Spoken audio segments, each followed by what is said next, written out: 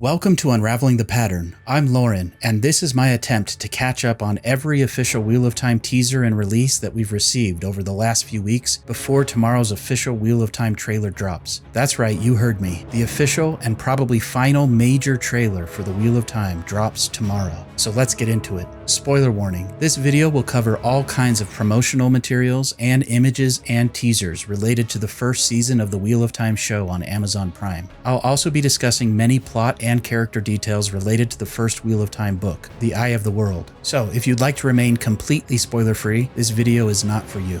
Let's get some of the small ones out of the way first. On October 21st, they announced a new version of the Eye of the World audiobook that will be narrated by Rosamund Pike. Neat. Next. Today, October 26th, there was an official emoji update where people on Twitter can use certain hashtags to show special custom Wheel of Time emojis. There was a competition a while back where the official Wheel of Time Twitter account tried to get people to vote for either the Ouroboros or the Waygate emoji. The obvious choice was the Ouroboros, but I have to say, looking at it now, I actually think the Waygate design was a better choice for Twitter. It just doesn't represent the Wheel of Time to me the way that the Great Serpent eating its own tail does. Going along with those cute emojis, the official Twitter account posted some funny little fake messages going back and forth between different characters of the show. In one of them, Rand says to Matt that he'll be his trailer buddy tomorrow at 9 a.m. They then announced officially that the trailer will drop tomorrow and that our friend Matt Hatch from the Dusty Wheel will be doing a trailer watch party at 8:30 a.m. PT. I'm very happy for Matt. There aren't any official details yet, but I'm hoping to jump into the watch party for at least part of the stream. Now, normally I wouldn't consider this to be a small drop, but there's just too much to discuss. On October 19th, there was a really well-written article from gq.mn that covered many of the behind-the-scenes details related to the creation of the Wheel of Time show. I highly recommend that you go and read that article. If you have any concerns about the dedication of the cast or crew or writers of this show, that article will help to put it in perspective. It's easy to judge the things that are coming out and to immediately assume that the people working tirelessly behind the scenes are out of touch. But that article really helped increase my confidence in the showrunner and the show. All links to this stuff are in the description. Along with that article, there were some really cool new images that were released. First, not much new here. This is the Waygate. I still think that once the Waygate is activated, we'll likely see something similar to how it's described in the books, appearing here in the middle, almost like a magical wall or a mirror. I hope we also get some sort of trefoil leaf key, but that remains to be seen. Real quick, I pointed out in my behind the scenes teaser breakdown video that I thought this snowy scene of the Waygate was interesting and could imply that they're going to pass through many seasons, or that this might be used as the other side of the Waygate in Faldara. But somebody pointed out to me that this was just a snowy day, and they actually didn't plan for the snow when they shot that day, so they had to melt the snow. This next image is incredible to me, because it was the first time we got some pretty strong confirmation that Rand and Tam would be returning to their farm, and that the winter night attack on the village would happen while Rand and Tam were being simultaneously attacked at their farm. I mentioned this clip from the behind the scenes teaser, and theorized that this was probably a scene of Rand and Tam being attacked at their farm on winter night. Then these images were released, and it sealed it for me. This is very likely an injured Tam, and I'm guessing this is Bella. Check out the dead Trollocs here and here. Look at those hooves. Look at the bewildered look on Rand's face, almost like a 1,000-yard stare. How many times do you think we'll see that look throughout the series? I'm so glad we'll get to see the Althor Farm winter night attack and the follow-up in the village in this scene. And if that wasn't confirmation enough, they actually showed longer clips of the winter night attack at London Comic Con last week, as well as scenes of the Althor Farm attack, with Tam literally using his heron-marked blade to kill a Trolloc, which was probably Narg according to fans who saw the clip. I've not seen this scene myself, but it was shown to many people at the London Comic Con, including my friend Richard from the YouTube channel Wheel of Time Theory. He discusses the 4 scenes that he saw at London Comic Con in detail on his channel. Not only did he see the attack on Winter Night and the Althor Farm, but he saw much of the Women's Circle initiation scene where Egwene is pushed off of a cliff, and he saw an extended version of the Winespring Inn clip where Moiraine and Lan are introduced for the first time. He also saw a scene where Moiraine was talking to the people of the Two Rivers after the Winter Night attack. Be sure to watch Richard's video where he discusses all of this in detail. It sounds like reactions from fans and people who have never heard of the books before are all very positive after seeing these scenes. Back to the GQ images. We got this shot of Logain in the cage, which isn't new, and we got this nice high-res shot of these red Aes Sedai. Not really much to discuss here, but I do like the ethnic diversity and the different styles of costumes, which I assume indicate that these Aes Sedai come from different countries or regions. I love this promotional image of Swan Sanche on the Amerlin seat. We get an interesting glimpse of Swan's Great Serpent ring, which looks to me to either be all gold or to have a clear gem or no gem at all in the middle. I like this detail. Somebody also noticed that some of the details in these columns match this chapter icon from the books. And finally, this image of the weird white cloak costumes was revealed. A lot has already been said about this, but a couple of things to point out. While they don't have the sunburst on the left breast like in the books, they do have a sunburst on this piece of armor which sits on their left arm. Somebody told me this is called a pauldron. It seems that the white cloaks will have different colored pauldrons depending on their rank.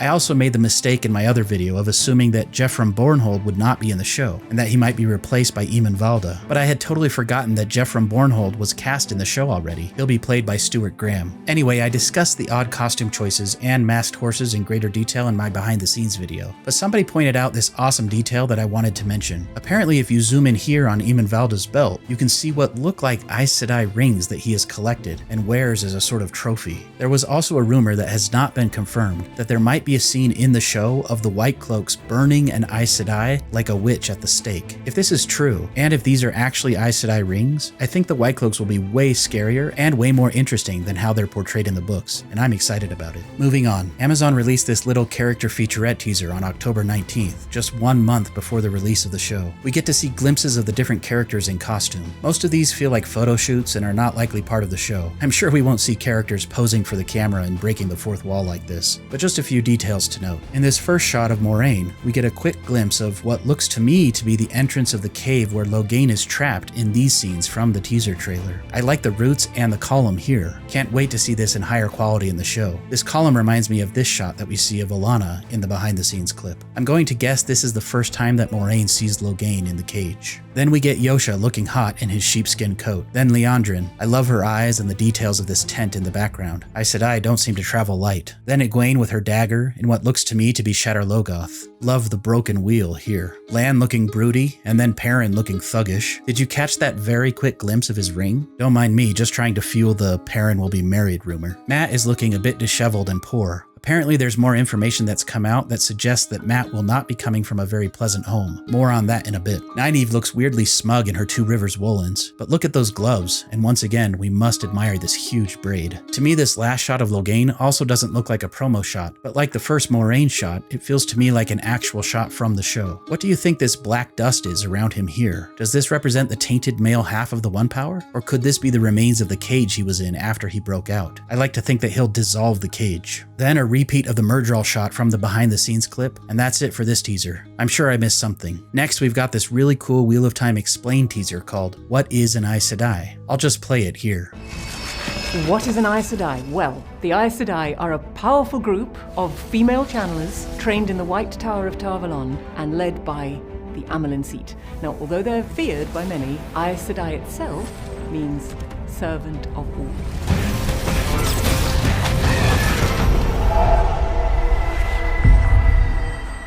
I have to admit I was surprised to see this. It made me think of my WoT 101 videos, although this is even more simple. I think this is a brilliant idea for marketing, and I hope we get more of these. The teaser contains 16 shots, but I'll remove all of the shots of Rosamund Pike talking to the camera, as well as the title screens at the beginning and the end, and I'll remove all of the shots that were repeated from the teaser trailer, which I've already discussed to death in other videos. That leaves just these 5 shots. The biggest surprise to me in this little teaser is this shot, where it looks very much like other shots we've seen from the teaser, and probably takes place around the point just after Logain breaks his shield and sends Kareen flying into this pillar. The shocking bit to me is that it looks like Kareen is standing up here, which means she doesn't die in this moment like many of us assumed. Also, I assumed that Moiraine was shielding Logain on her own in this scene, but if this is a continuation of that same scene, it looks like Logain will probably not be escaping after all. Do you think this is a major red herring? This next clip is another great shot of Tar Valon. Yes, I'm doing my best to say it as Tar Valon from now on, because now we've officially heard Rosamund say it that way, and I'm assuming that's how it will be pronounced in the show. I've had many people correct me on this over the last several months, but to my defense, I've been pronouncing it the way it's said in the audiobooks and the way the pronunciation guide in the back of the book suggests. That said, I'm guessing I'll be having to change my pronunciations of many words as the show continues, so I'm going to do my best to self-correct as needed. Anyway, not much to point out in this shot except this guy here in the corner. I really think this is Hagrid. I mean, Loyal. Well, I hope this is Loyal. More on this in a bit. I love this shot of Alana using the One Power. We got a glimpse of this from the behind the scenes teaser, but now we get to see the actual shot, and I love it. I love the mixture of practical and visual effects. That said, I have to chuckle a bit at the fact that we're told that Aes Sedai are servants of all, but we're shown 2 shots of them using the One Power as a weapon.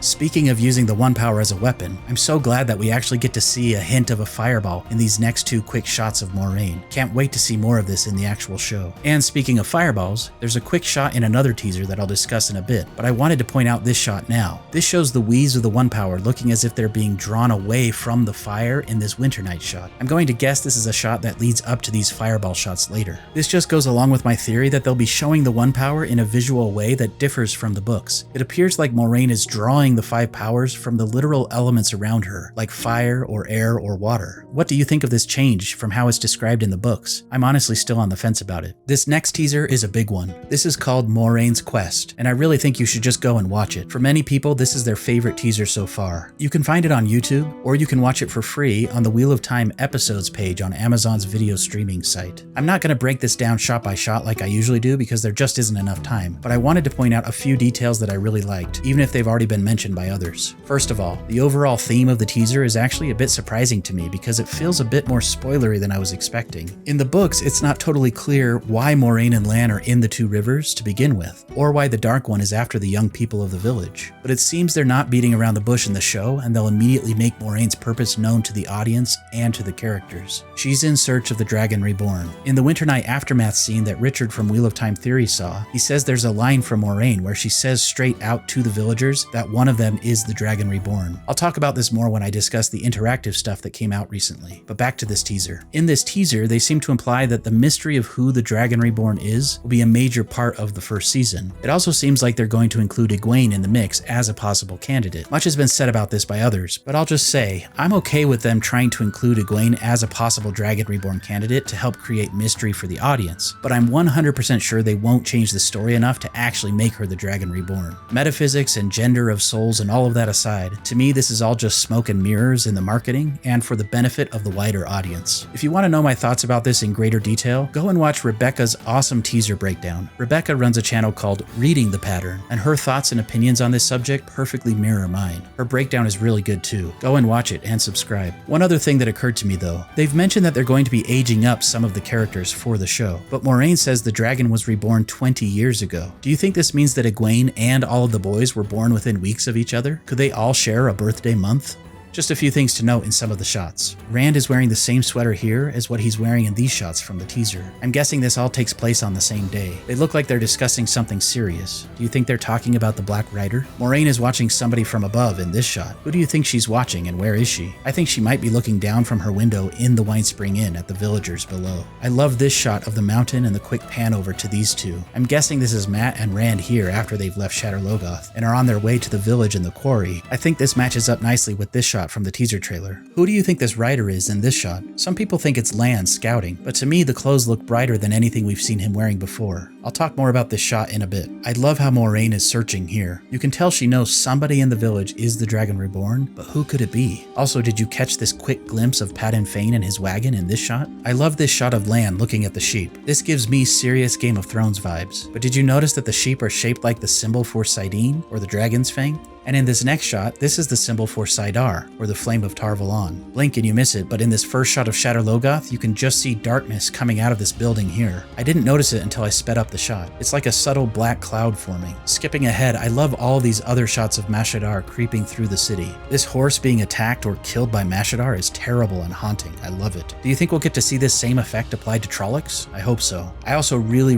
like this shot of Shadar Logoth. This looks to me like it's probably one of the final composited shots from this behind the scenes shot. I love how massive the city looks here. There's another shot like this in the Amazon interactive page, which I'll show in a bit. We get a quick succession of all of our 4 dragon suspects waking from dreams. I'm so excited that we'll be getting some form of dreams in the show, though how much is still up in the air. Is it just me or does it look like Mat is passed out alone in this location? Do you think perhaps he's actually possessed by the dagger already and maybe was temporarily separated from the rest of the group, perhaps unconscious for a time? Maybe this is him waking up after that. I love this shot of Rand with the flame. Some great symbolism there with the flame and the void. And I really like this shot of the blood on the rocks. Or could this imply the taint on Saidin? Either way, it's a really great transition to the next sequence. It's hard to tell, but I think this is Nynaeve pulling Moraine's horse, and I think Lan is holding Moiraine. She's still injured at this point, and I'm guessing this happens after they're all separated at Shadar Logoth. I personally think this shot is a dream. The rain is so heavy and doesn't seem to match what we see during the Winter Night attack, or even during the Winespring Inn clip, which likely happens the night before. I suppose it is possible that there's a rainstorm before, during, or after the Winter Night attack, but I like to think this is a wolf dream. The lighting just seems really harsh, like it's in a dream. Perhaps there's a wolf just off screen here. This bloody hand is a great symbol that represents the band of the Red Hand. This is very likely Matt, as it matches this leaked image that came out months ago showing Matt and Rand. Many people speculated that Matt's hand was bloody in this shot, and now I think we have confirmation. When do you think this scene takes place? And then these rapid-fire shots of the 4 suspects. Who could possibly be the Dragon Reborn? I wonder. The look on Matt's face here almost makes me wonder if his family will die during the attack. Also, Perrin doesn't look gentle here, he looks angry, almost like a wolf? I know that was quick, I'm sure I missed a ton, but there's one last thing I want to talk about. Yesterday, in some regions of the world, there was this really cool interactive page that appeared on the official Amazon Prime site under the Wheel of Time Explore section. I actually already released a video today that just shows a screen recording I did of every page and detail on this page. Go and check that out if you can't access the official page on Amazon Prime streaming site, which is apparently locked in some regions. There's so much to unravel here, but here's a brief rundown. We get this beautiful shot of Tar Valon, with the White Tower looking more phallic than ever, but take a look at Dragonmount in the distance. Awesome. You can click on this link to watch the Moiraine's quest video, which I just discussed. Moving farther down the page, we come to this section with an image and quote from Moiraine. I mentioned this briefly already, but it looks like they won't be beating around the bush when it comes to Moiraine's intentions or for whom she's looking. The quote says, "They're here for the same reason as I am, for you. The Dark One is waking. His whispers are already in the backs of our minds. But there will be one who can stand against him. The dragon has been born again, and it's one of you." What a quote. Then, in this Who is the Dragon Reborn section, we get these character breakdowns. I'm not going to read all of these, feel free to pause the video to read each one on your own. Just a few things to note. Once again, it's pretty clear that they're avoiding using the term Emond's Field, and they're just calling it Two Rivers. At least sometimes they say the Two Rivers. I'm glad they're including the whole bit about Aes Sedai speaking the truth, but not necessarily the truth you may think. Nothing too significant to point out from Egwene or Rand's bios, but Matt's made me do a double take. It says he loves to make people laugh, and that his parents were far from role models. To me, this doesn't really fit with the characterization of Matt that we all know and love. If anything, the loves to make people laugh line feels more like how Brandon Sanderson sort of misunderstood Matt's character in The Gathering Storm. And I'm very sad to hear that maybe Abel and Natty Cawthon aren't good parents to Matt, but we'll just have to wait and see. I like the speculation that Abel is a horse trader, but that his family is poor because he's constantly losing his money in horse-related gambling. I do really like the idea that Matt comes from a more poor background, which would help to explain his desire for gold and treasure. To me, Perrin's, Nynaeve's, and Lan's character bios are much more spot on. I really like how they seem to have nailed the motivations of most, if not all of the characters. Moving on, we get this really cool section called The Westlands Await. I guess they're leaning heavily into calling the land the Westlands. I mean, they obviously can't call it Randland like the fans do, but I don't love the comparison to Game of Thrones Westeros. Anyway, this map is absolutely lovely. I really like the fog of war style clouds that hide much of the map. I like to think that this will all expand and open up as the show progresses and as we are introduced to more locations and cultures. If you zoom in a bit, you can kind of see parts of the Aiel Waste and the Blight. I'm so glad they're doing something like this for the show. My biggest complaint with The Witcher on Netflix is that I had a hard time understanding what was going on and where it was happening. To me, the world felt small and the map was unclear. I like that Amazon has their X-ray experience where you can look up trivia and actor bios and other interesting info for shows as you watch. It looks like they're expanding this idea for their original content, and I couldn't be happier. Can't wait to see what they provide for the Lord of the Rings show. There are currently only 6 hotspots on the map. The first thing to point out is that the location of Shadar Logoth and some of these other towns or cities are a bit different from the books. Nothing too major, but it is worth noting. I'll just show you these briefly as I click them. Again, you can pause the video and read each of these descriptions if you'd like. For this first Gildon thumbnail, there sadly is no high-res image. However, there is a higher res image for what they call Two Rivers. You can see details of a town, which I assume is Emond's Field below, and you can see Rand's bow and arrow here. I assume that this shot takes place early in the first episode. I absolutely love this higher resolution image of Shadar Logoth that comes from this thumbnail. I like how they say the ruins are haunted by a shapeless evil. This location, Breen Spring, sounded new to me, and it clearly is not featured as one of Rand and Matt's destination vacation spots in the books, but it actually is mentioned in The Eye of the World in passing by Master Kinch in Chapter 33, The Dark Waits. It's also mentioned briefly in the companion book. Apparently, Breen Spring is the farthest village in Andor where the Queen's Guards will visit from Caemlyn. This is clearly the quarry village that we've seen in some other shots and in the concept art. In the high-res image, you can see this guy who's clearly in the shot behind Tom in the behind-the-scenes teaser. So I think this officially proves that Tom will likely be joining Rand and Mat in this village. I think this will sort of act like Whitebridge and Four Kings and some of the other villages, all in one place to keep things simpler for the show.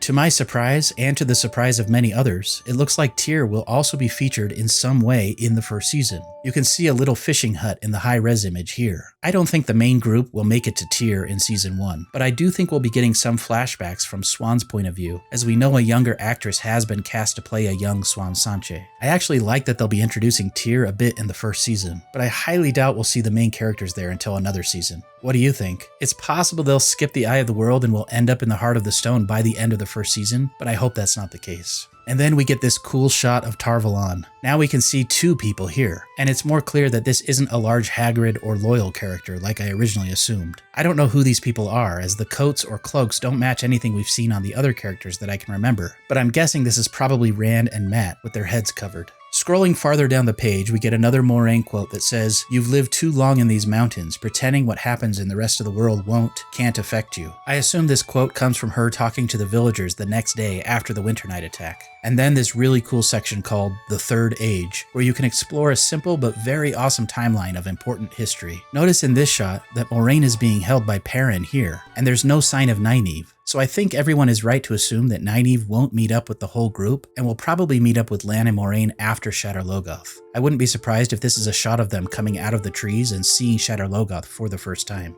This timeline thing is so cool. When I first saw it, I actually got a pang of jealousy just because I've spent so many hours working on my Wheel of Timeline series. But after looking at this, I realized it really only has 4 points of interest. If you want to learn a ton more about the history of the Wheel of Time, check out my WoT 101 video about it, or watch my ongoing Wheel of Timeline series. I currently have 2 deep dive videos in that series, and more will come out someday after the first season of the show is fully released, and I've managed to catch up on all these breakdowns. Check out this awesome image for the breaking of the world. I love this futuristic yet overgrown post-apocalyptic look to this image. This really makes me wonder if we're going to see flashbacks or scenes from the Age of Legends. We do know that Lews Therin was cast and will be making an appearance of some sort in season 1, but to me this has a look of hundreds of years after the breaking. What do you think this shot is? Could this be a famous city like Paradisen or Devale? Interesting to note, they say on this page that Lews Therin and a group of male Aes Sedai attempted to cage the Dark One forever. When they failed, the Dark One tainted the One Power, so they failed to cage the Dark One. I like that wording. Next, we have this awesome shot of Dragonmount. Notice the snow. Could we actually get a flashback or a vision of the dragon being reborn on Dragonmount during the Aiel War? I love the wording that the pattern demands a champion. Gives me chills. But note the date. It's 978 NE. This timeline doesn't really properly show just how much time has passed since 0 AB at the start of the timeline. It's actually about 3,500 years that have passed, and at this point the Third Age is on its 3rd calendar, which is the New Era years. More on that in my WoT 101 history video. Then we get Moiraine's quest. Again, note the date. This says 979 NE, which is just 1 year after the previous date. Does this mean that in this image we're seeing a younger Moiraine here? And could we be getting more scenes from Newspring? Also, it's interesting that according to this summary, the dragon is an individual born on a foretold date. Correct me if I'm wrong, because it has been a long time since I've read Newspring, but we don't know the exact date that the dragon was reborn, right? Didn't Gitara have her vision in the moment of the dragon's birth? Lastly, we have the date 998 NE, which is when the first book begins. This section is called On to 2 Rivers. Notice the summary says Moiraine heard rumors of 4 young people who potentially matched the prophecies of the dragon reborn. Again, this implies to me that Egwene will be the same age as the others. Phew, we did it!